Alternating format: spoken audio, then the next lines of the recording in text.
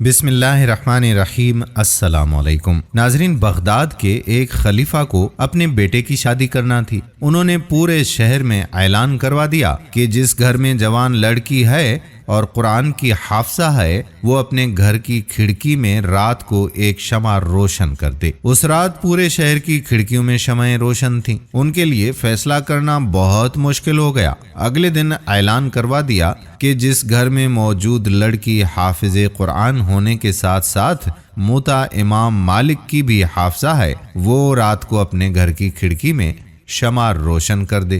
اور اس رات بھی آدھے سے زیادہ شہر کی کھڑکیوں پہ شمعیں روشن تھیں۔ کتنا حسین منظر ہوگا نا۔ ہر گھر میں کھڑکی پہ روشن شمع صرف روشنی کی نوید نہیں سنا رہی تھی، بلکہ بتا رہی تھی کہ اسلام کا مستقبل بھی بہت روشن ہے۔ وہ شمعیں اس بات کی نوید تھیں کہ ایک بہترین نسل کو پروان چڑھانے کے لیے مناسب اور بہترین تعلیم دی جا چکی ہے۔ ان تمام جلنے والی روشنیوں کے لرزتے شعلوں میں ایک مضبوط اسلامی معاشرے کی جھلک نمایاں ہو رہی ہے۔ آج اگر ایسا اعلان کر دیا جائے تو بہت کم گھروں میں شمعیں روشن ہوں گی، اور اگر دوسرے اعلان والی شرط ساتھ رکھ دی جائے تو یقیناً پورا شہر ہی تاریک پڑا ہوگا۔ پتہ ہے ایسا کیوں ہوا ہے؟ کیونکہ آج ہمیں فضول اور بے بنیاد تعلیم کے چکروں میں پھنسا دیا گیا ہے۔ آج کی عورت کو مرد کے شانہ بشانہ کھڑے ہونے کے خواب دکھا کر اسے حساب کتاب کے بھنور میں دھنسا دیا گیا ہے۔ آج کی عورت کو ایک مضبوط کردار کی حامل نسل کی تربیت اور ایک اسلامی معاشرے کی بنیاد میں اہم کردار ادا کرنے جیسے اہم مقاصد سے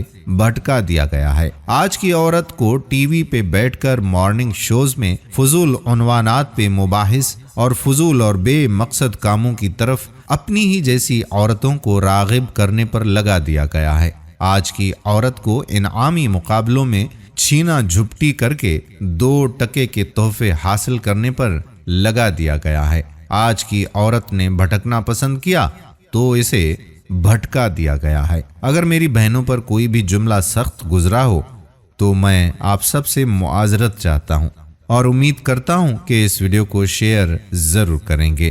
آنے والی ویڈیو تک آپ کا اپنا میزبان قادر بخش کلہوڑو آپ سے اجازت چاہتا ہے۔